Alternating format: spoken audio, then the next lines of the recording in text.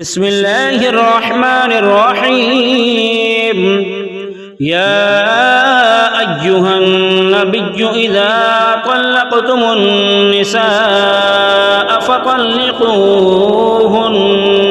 فطلقوهن لعدتهن وأحسوا العدة واتقوا الله ربكم لا تخرجوهن من بيوتهن ولا يخرجن إلا أن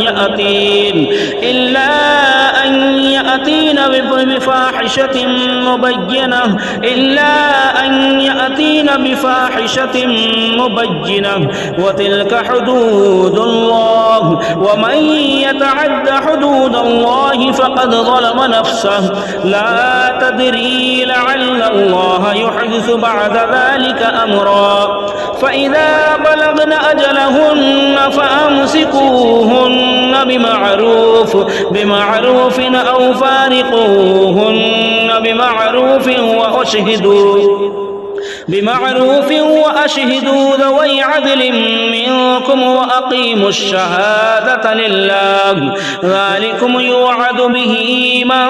كان يؤمن بالله واليوم الآخر ومن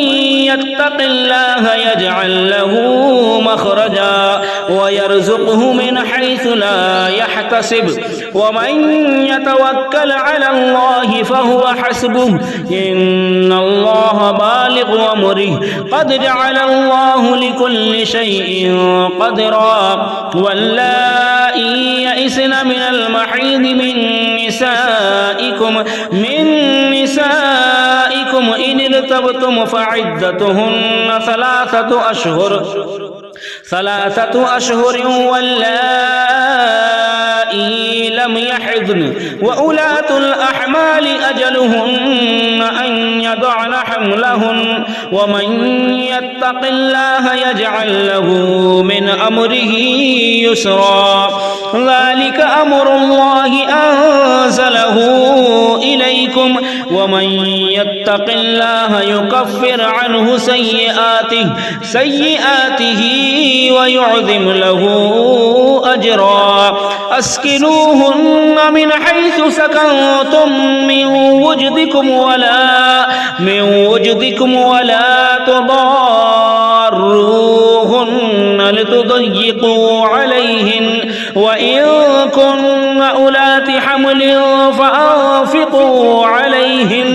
فأنفقوا عليهن حتى يضعن حملهن فإن أرضعن لكم فآتوهن أجورهن وأتمروا بينكم بمعروف وإن تعاسرتم فسترضع له أخرى لينفق ذو سعة من سعته ومن قدر عليه رزقه فلينفق مما آتاه الله لا يكلف الله نفسا إلا ما آتاها سيجعل الله بعد عسر يسرا وكأي من قرية عتت عن أمر ربها ورسله فحاسبناها حسابا شديدا وعذبناها عذابا نكرا فذاقت وبال أمرها وكان عاقبة أمرها خسرا أعد الله لهم عذابا شديدا فاتقوا الله يا أولي الألباب الذين آمنوا قد أنزل الله إليكم ذكرا رسولا يتلو عليكم آيات الله مبينات ليخرج الذين آمنوا وعملوا الصالحات من الظلمات إلى النور ومن يؤمن بالله ويعمل صالحا يدخله جنات